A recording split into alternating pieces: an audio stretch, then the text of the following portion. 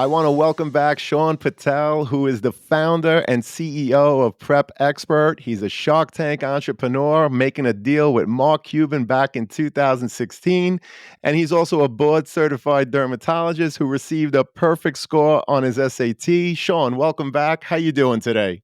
I'm doing great. Thanks for having me back, John. So, I just wanted to share with all your listeners real quick that we have an amazing partnership with the College Admissions Process podcast, and we have a really special offer for all of your listeners. So, for any listener who wants to enroll their student into one of our Prep Expert SAT courses, ACT courses, or one-on-one tutoring programs, you can get 30% off just for being a listener of the College Admissions Process podcast. All you need to do is put in the promo code College Talk, one word, just College Talk, and that'll give you 30% off all Prep Expert SAT courses, ACT courses, or one-on-one tutoring packages. Make sure you use the link in the show notes of the College Admissions Process podcast. Thank you, Sean. We really appreciate it. To our listeners, as an affiliate partner with Prep Expert, I want to be transparent with you that for every purchase made using our coupon code, which is College Talk, the College Admissions Process podcast will receive a small commission from Prep Expert. But rest assured that we only promote programs that we believe in and feel would benefit our listeners. For more information, please see the Prep Expert affiliate partnership link in the show notes. And now let's get back to the show. Welcome to the CAP, the College Admissions Process podcast. I am your host, John Durante, and it gives me great pleasure to welcome back today Amy Chung, who's the Associate Director of Admissions at Boston College. Amy, thank you so much for coming back. How are you today? Thanks so much for having me. I'm happy to be back. I'm doing well. Fantastic. And we're so happy to have you. Amy, by the way, did episode 16, which was launched back on March 21st of 2022. So, Amy, have there been any changes in your application review process since we last met? Yeah, there hasn't been really anything significant that has changed in our review process. And I know we'll talk a little bit more about Boston College as we move forward. I will say there surely are changes. I'm positive coming down the pike as we have just recently gotten the Supreme Court's decision based on race-based admission processes. I think everyone's kind of in a holding pattern right now, looking what that might particularly look like. So no new information to share, but I'm sure there'll be some changes. Though probably relatively minute. Fantastic. Thank you so much, Amy. And can you provide us with a brief overview of Boston College and what makes it unique among other universities? Sure. Yeah. Boston College is a really special place. And I know I'm biased when I share that. We are a Jesuit Catholic university. We're located in Chestnut Hill, Massachusetts, which is actually right on the outskirts of Boston. We're on the city limits and about 5 miles away from what folks probably picture in their head as Boston. We're also a mid-sized university with about 9,400 undergraduate students, and we're lucky to be both a liberal arts university, which encourages our students to explore depth and breadth of knowledge, but also to be a Tier 1 research university, to be a Division 1 athletic community, and to have a space where our students are incredibly engaged outside of the classroom as well. I think it's always such a challenging question about what makes a university unique among others, because there are so many amazing schools out there that provide amazing things. I will say, as a Bostonian myself, the location is just something that is so special that only we hold. Being able to have a beautiful campus where students live and learn. We are mainly a residential campus, while also having such easy access to the city and all the opportunities that come with internships and research opportunities, but also the fun of being in Boston, the museums, the concerts, the sporting events. So our students really do have the best of both worlds in that way. Well, your location is absolutely terrific. Obviously, being in the city of Boston, like you said, there are so many opportunities recreationally, but also for research opportunities and internships. You mentioned you're a liberal arts school, Tier 1 research facility, and of course, you're engaged students on and off campus. And I'm repeating all of this, Amy, because I recently read that your retention rate, or the percentage of first-year students who return, is an astonishing 95%, which is well over the national average of approximately 69%. So, Amy, what is the secret to keeping so many students happy once they're on your campus and wanting to come back year after year? Sure. Yeah. So I don't think it's a secret, right? I think we are incredibly lucky to have a community here that is unlike any other I've ever been a part of. I think a lot of that comes naturally by the types of students that we're engaging with and the students that we're attracting based on our Jesuit identity. But a lot of it is really intentional, right? The Jesuit mission really revolves around mentorship and conversation partners and growth of the entire person. And so I think not only are our students challenged and engaged in the classroom, especially during their first year, but they're asked questions about who they are and who they want to be. And I think that really engages them on this journey that they have at BC. And certainly, we have the most amazing faculty and staff, right? Our faculty teach at Boston College to challenge our students academically, but also because they want to mentor these students, they want to engage with them, and our staff at all of the different resources that we have, from the Office of First Year Experience to Student Affairs, that provide amazing resources for students to deal with the transition to college, which can be difficult no matter where a student lands.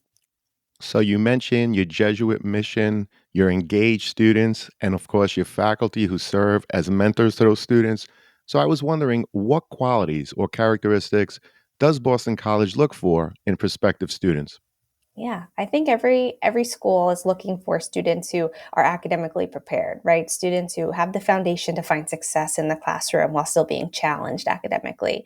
But beyond that, for us, we're looking for students who are passionate, right? That's really what I look for when I read applications, because there are so many incredible students that do amazing things.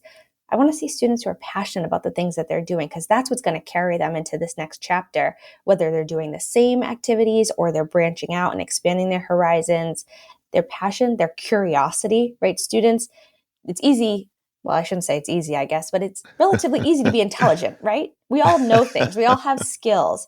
We all are able to take in different information, but to be curious, to want to learn more, to want to dive deeper, those are the types of students we're looking for. Excellent. And Amy, could you walk us through the general application process at Boston College, including important deadlines, requirements, and frankly, anything else you wish to share with our listeners? Sure, sure. So I would say, our review process, I'm sure you hear this over and over again, especially if you're a regular listener of the podcast, but we have a holistic review process, right? We want to get to know our students as more than just the grades they've received in the classes that they've taken. Of course, that's a core component of it. I just shared, we want our students to have the foundation to be successful at BC, but we also want to make sure that they're engaged in a variety of different ways. And so we try to gauge all of this through the Common Application. That's how most of our students will choose to apply. We are a QuestBridge partner school, so if I have any QuestBridge scholars listening, you certainly can apply and rank Boston College through the National College Match. But the vast majority of our students come in through the Common Application. It's the only other way to apply to Boston College. An important note for us is that we have only early decision 1 and 2 and regular decision. We do not offer an early action option. So if you're applying early to Boston College, as a reminder, early decision is that binding deadline. You're saying, I'm in love with Boston College. It's my one and only. If I'm admitted, I'm committing to attend. It's a big commitment for our students to make. Those deadlines for early decision are on November 1st and January 2nd. We do also have a non-binding option for you to apply through regular decision, get your admission decision from us and any other schools you're applying to, get those financial aid packages, and decide by May 1st where you'd like to attend. Our regular decision deadline is also on January 2nd. So there are a couple of different options to apply based on your level of interest in Boston College and the other schools that you have in the mix through the application process. Well, we appreciate the overview of the different types of methods to apply. You mentioned ED, regular decision, and of course, there's no early action. You also talked about your holistic review, which you're right, we hear a lot about throughout the podcast episodes, and how it's more than just grades. So let's unpackage the overall applications just a little further. The transcript, Amy, obviously the most important piece of the academic portion of the overall application. Can you share with us what are you looking for when reviewing a student's transcript? And do you recalculate the given GPA or do you use the GPA provided as part of your overall review? It's a great question. I think one of the most nuanced parts of the process is every school looks at transcripts a little bit differently. We do not recalculate your GPA at BC, but at the same time, we don't go just off of the GPA that's reported from your high school. I think a GPA is helpful and it shows the context of where you fall within your school. But also, what we really do in our review process when we look at your transcript is take a look at each individual course you've taken, your performance in each individual course. We're really looking for students who not only have found success in the courses that they've taken, but have kept their foot on the gas, right? Have continued to challenge themselves. And we know that everyone has different strengths and weaknesses, and not everyone is going to be at the pinnacle level in every single subject area. We're just looking for you to continue that challenging progression, right? To take the appropriate next step and not just coast by. We want to make sure that you, again, have that curiosity, right? You want to see what's next. You want to keep diving into that academic coursework. So that's really what we're looking for. And I would say the way we evaluate the transcript overall, while we do see that GPA, whether your school reports weighted or unweighted or both, we're also diving deeper into that transcript and saying, what courses have you taken? What does that progression look like?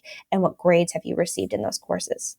Well, that's fantastic. Thank you, Amy. And digging deeper in the overall application, what advice do you have for students in terms of crafting a compelling essay? Great question. One of the most popular questions I think we hear from students, because I think students feel like this is the part they can control, right? All of the other things they've been working on, they've been controlling it over time, the classes that they've taken, what they've been involved in. But as you sit down and really begin your essays, this is the part of your college application that you have complete ownership over. It's certainly a component for us. We want to get to know you. These are the places in the application process that we get to know about who you are in narrative form from your own voice. So that's really meaningful. And these are the places I think you can share your passions with us, share what makes you who you are. And so I think my biggest piece of advice, and I know no student likes this advice, so I think they'll listen to this, probably roll their eyes, and that's okay. But just be you, be authentic, share about the things that you care about. Don't write an essay because you think it's what we want to hear. Write an essay because it's something you want to share with us. That leaps off the page when we read your application. Well, that is great advice. And there's multiple parts to the application. The transcript obviously is going to give you the academic portion of what the student was able to do or not while in high school. The activity sheet, which we'll get to in a second, talks about what you did after school. But that essay, students, when a college admissions rep reads it, if they haven't learned anything new about you, then go back to the drawing board. That's the goal of the essay, to give them something different that they don't necessarily find so easily off your transcript or your activity sheet. So we appreciate that, Amy. And speaking of the rest of the application, are there any specific extracurricular activities or experience that Boston College values and considers in the admissions process? It's a great question. And I think students often want to know what is going to look best on their application. How do I best use my time to stand out? And I know, again, it's really similar to the essay in being authentic to who you are, but do the things that you're passionate about. I always tell students I would be exceptionally sad if you spent 4 years of your life trying to impress me, right? Spend 4 years of your life doing the things that you love, that help you develop, that help you grow, that help you make connections. So there's not one particular or a set of particular experiences or extracurricular activities that we value more so than others. We want to see you engaged in the things that you're passionate about, the things that mean a lot to your life, right? I know that oftentimes we'll have students that work part-time jobs or are translators for their families, right? These are things that I don't even want to say obligations, but needs that you fill in your community, in your family. So we want to see those things, right? It doesn't have to fit a certain category or a certain area for it to be valuable to us.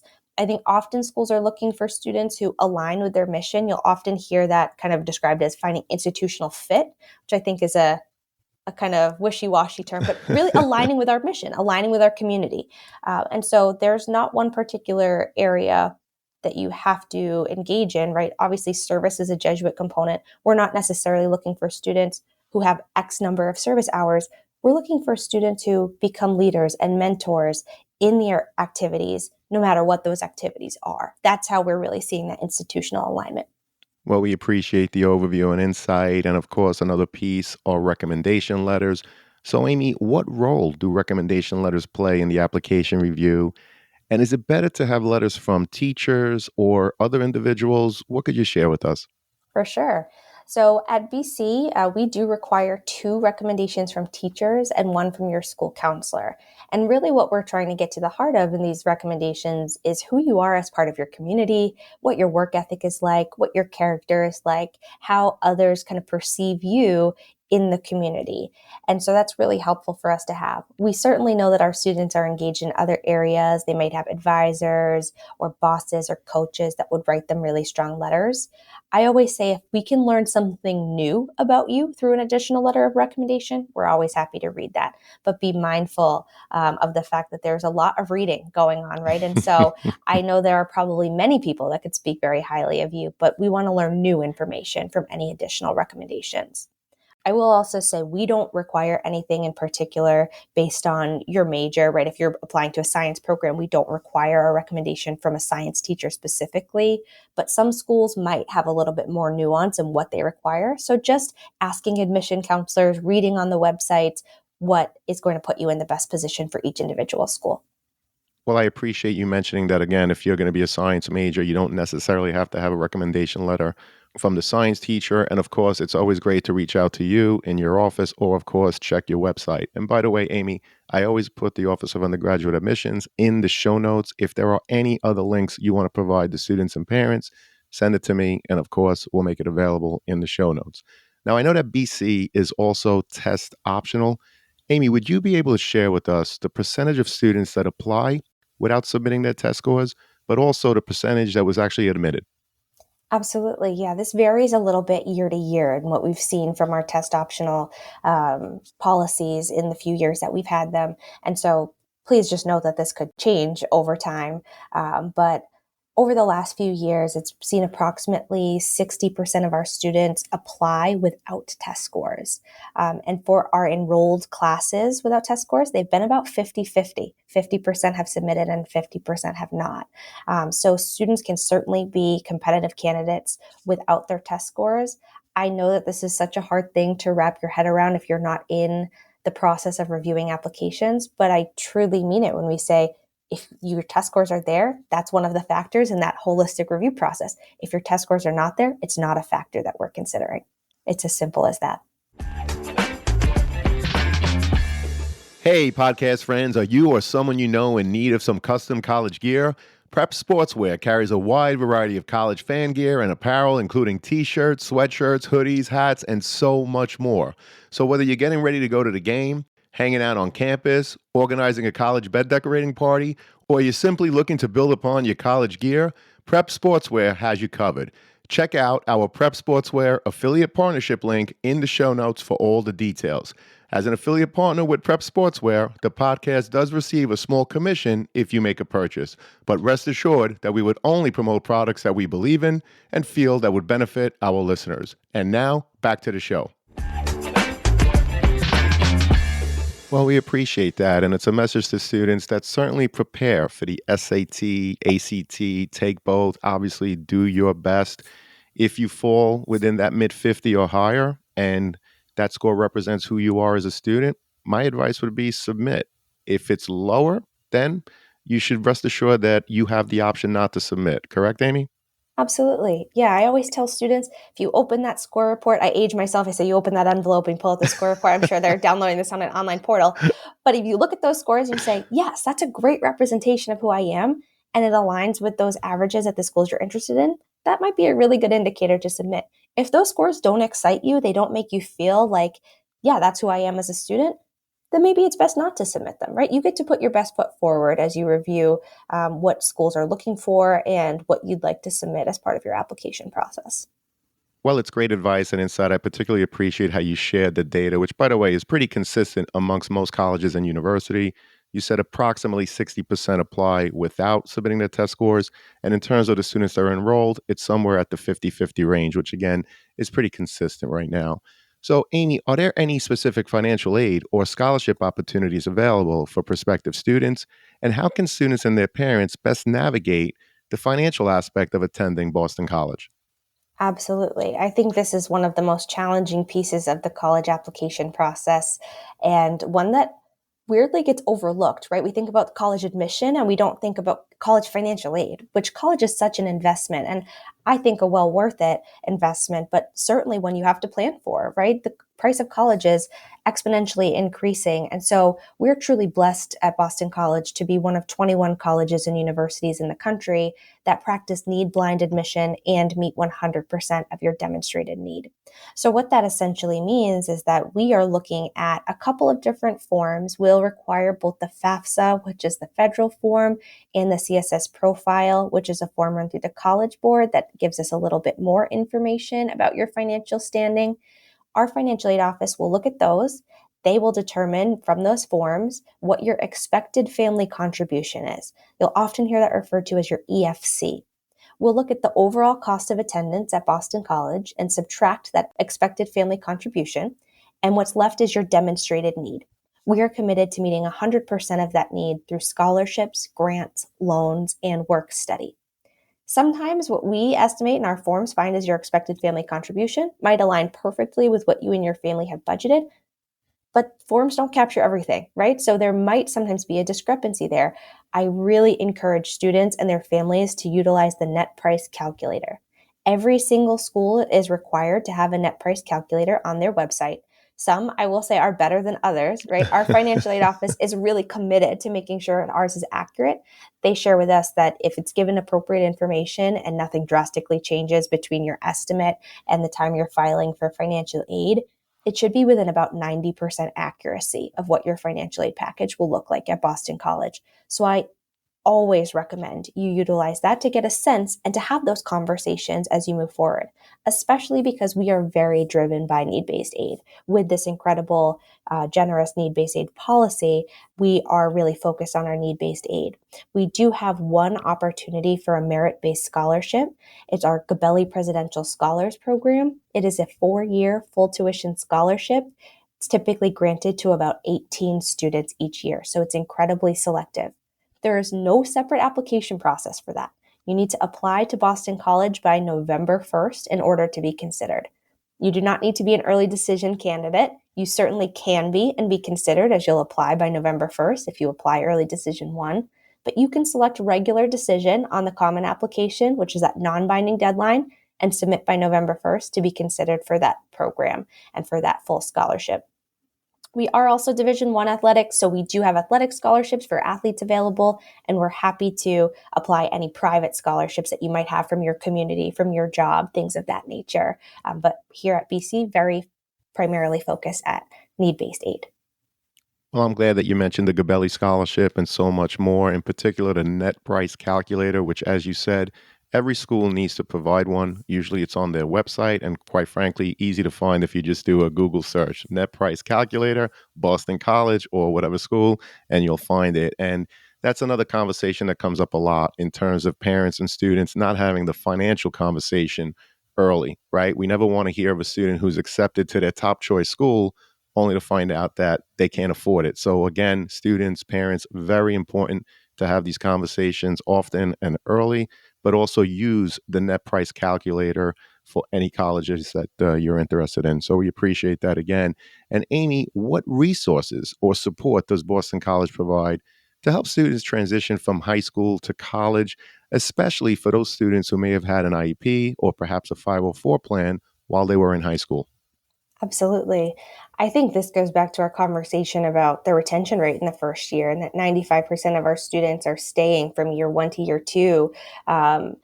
We have so many resources. We have a full office of the first year experience, really committed to making sure students know what they need, know what questions they need to ask, and maybe answer some of those questions before they even know that they have them, to provide mentorship and resources and to help them transition to life as a Boston College student.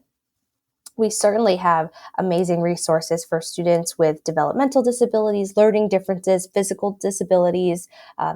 Our Office of Disability Services is incredible in the accommodations that they're able to provide. I can provide that link actually to their website because they have a full list of the different accommodations that are available at Boston College.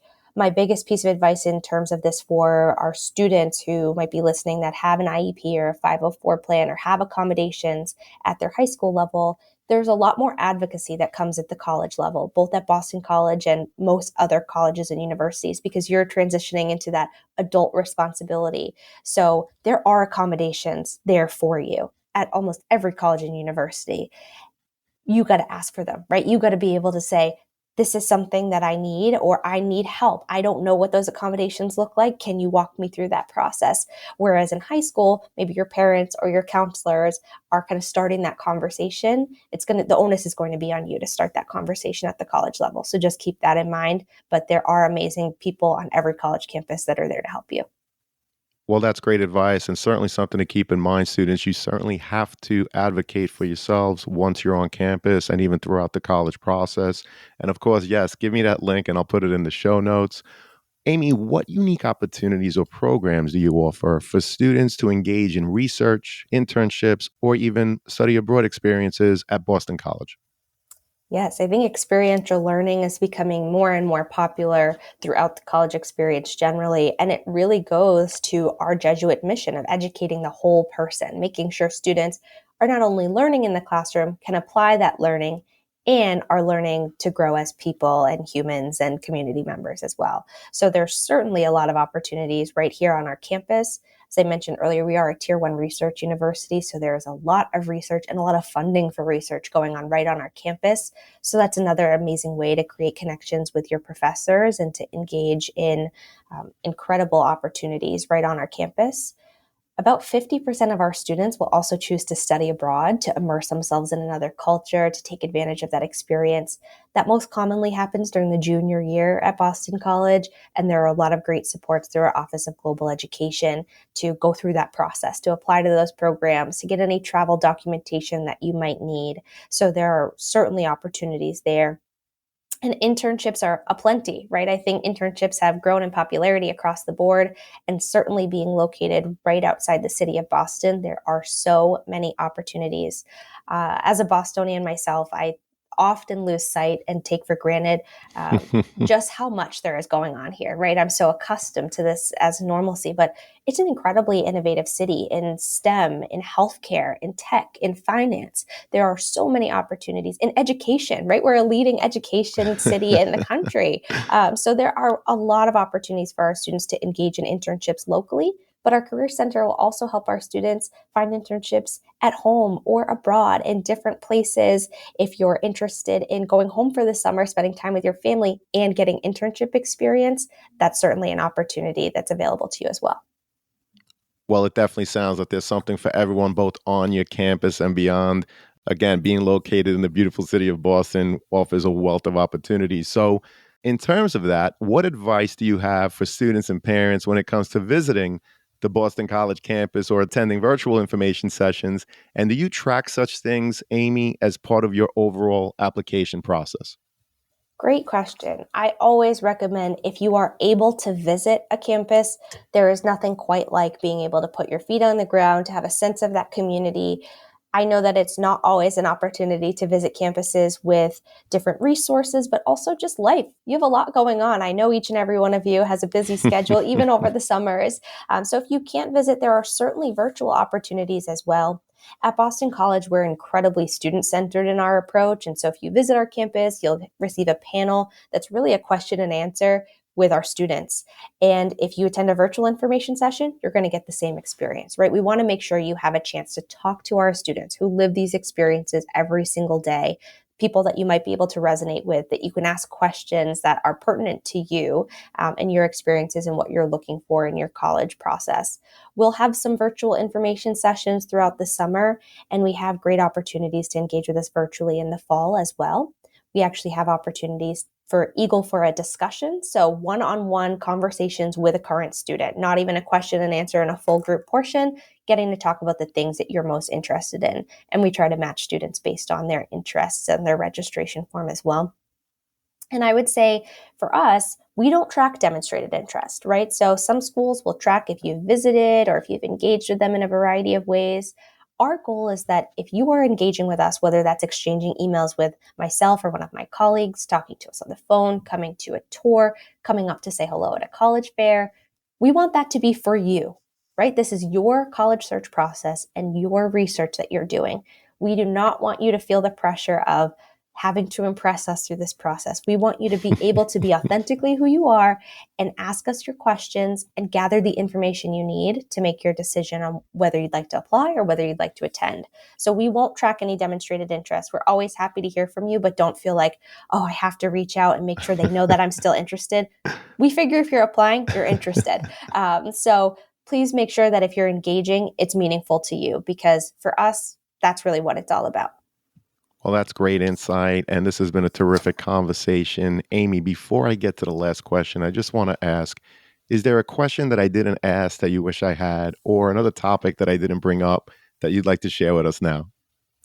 No, I think we've covered quite a bit. I think the only thing I will kind of highlight that I probably should have brought up in our review process, I know we talked a little bit about essays, but Boston College does have an additional writing supplement as well. We actually just put our new supplements up on the website for the upcoming year. So while the common application doesn't open until August 1st, you might be able to get a head start on those Boston College writing supplement essays.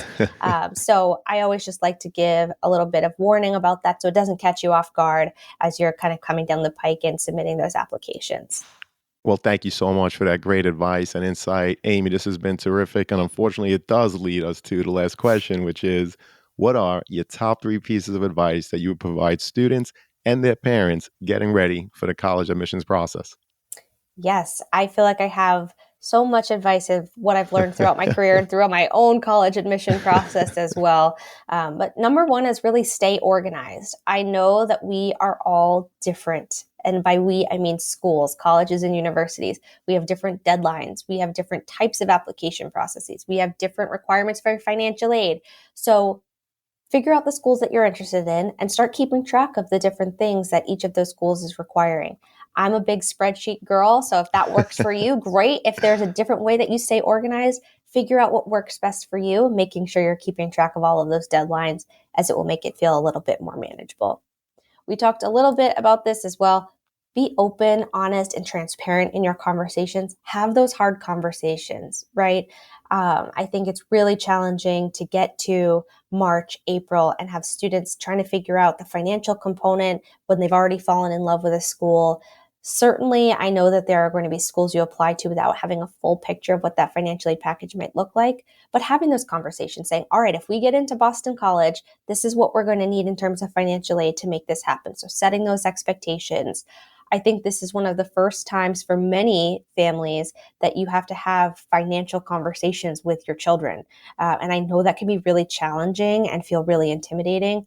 I will say, looking back on my process, I think that is really where my dad and I transitioned from being father and daughter to being friends, right? To really having these conversations and being able to open the door to have some of these conversations throughout life. And, I really value that into my adulthood as well. So I know it's hard. I know it's challenging. You're going to cross that threshold at some time, and this is the perfect time to do it. And then let the student drive the process, right? I know that's really challenging and sometimes comes at odds with that last piece of advice I gave. But let the student tell you what they're interested in. Let the student tell you where they might want to go, and then have those conversations. And by that, I mean, don't just say, no, you can't go there, or no, that's too expensive. Have the conversation of, okay, if that's something you're really interested in, these are all of the other factors that we have to think about as a family, and start having those conversations about how that might work. And then this last piece of advice, I know I already gave 3, but just one more. Try to have fun, right? I know that sounds so counterproductive. There's so much pressure that comes with this, and there's a lot of deadlines and organizations, but this is a milestone process. We take for granted what it means to go to college, to have this higher level of education. It's so normalized, which is amazing. But I think students often forget what a huge milestone this is. And this is a really exciting experience that most students only get once, right? Unless you decide to transfer, and we could talk about that at another time as well. But enjoy it, right? Explore these different campuses, take pictures on your tours, like enjoy these times that you have. If you're going to different places around the country to tour schools, mix some fun in there too, right? Explore, get to see different things. So try to enjoy the process, even though I know it does come with a lot of stress. Well, those are tremendous pieces of advice. Amy, thank you so much for coming back. I'm so happy, as I know that this conversation is going to help so many students and their parents as they navigate through the process. I know you've been back twice now, but I am going to have you back in the future. Is that okay? I'm looking forward to it. I love having these conversations. Well, you're awesome, Amy. Thank you again for your time and expertise. We really appreciate it. Enjoy the rest of your day, everybody.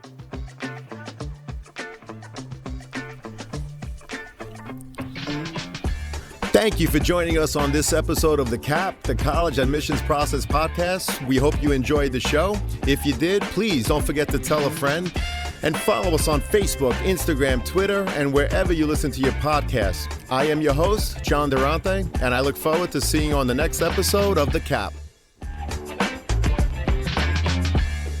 Hey, John, this is Abby from Penn State. Dormify is my go-to for all things small space decor, but my absolute favorite product is their Sutton Charging 3-drawer cart on wheels. It is the perfect height for my lofted dorm bed, which adds the extra charging ports to my room, which I really needed. The additional plug-in drawers make my dorm so much cleaner, and it's all on wheels. It's a perfect addition to my room, and I couldn't recommend it enough. Thank you so much for listening. Thank you, Abby, for sharing your thoughts on Dormify. For those of you listening, be sure to check out our show notes where you could find our Dormify affiliate link and our most updated coupon code where you can save 15% on most Dormify products. As a reminder, our podcast does receive a small commission for purchases made through our affiliate link, but rest assured, we only promote products that we believe in and feel would benefit you, our listeners. Thank you, and best wishes to all.